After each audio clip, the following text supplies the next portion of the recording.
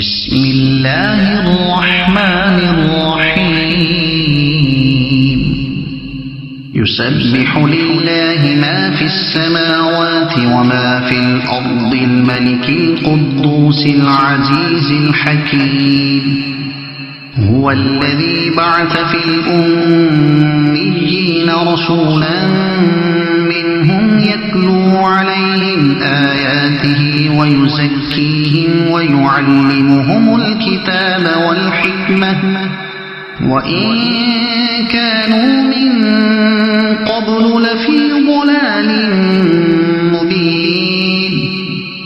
وآخرين منهم لما يلحقوا بهم وهو العزيز الحكيم ذلك فضل الله يؤتيه من يشاء والله ذو الفضل العظيم مثل الذين حملوا التوراة ثم لم يحملوها كمثل الحمار يحمل أسفارا بئس مثل القوم الذين كذبوا بآيات الله والله لا يهدي القوم الظالمين قل يا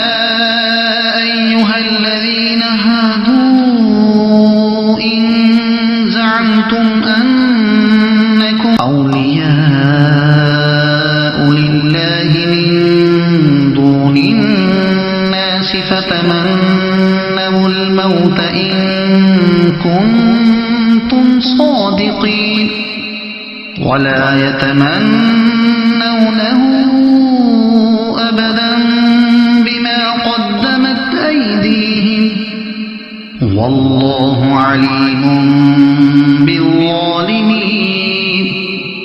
قل إن الموت الذي تفرون منه فإنه ملاقيكم ثم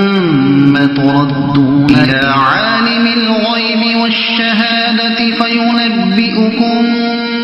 بما كنتم تعملون يا أيها الذين آمنوا إذا نودي للصلاة من يوم الجمعة فاسعوا إلى ذكر الله وذروا البيع ذلكم خير لكم إن كنتم تعلمون فإذا قضيت الصلاة فانتشروا في الأرض وابتغوا من فضل الله واذكروا الله كثيرا لعلكم تفلحون وإذا رأوا تجارة أو لهوا انفضوا إليها وتركوك قائما قل ما عند الله خير من اللهو ومن التجارة والله خير الرازقين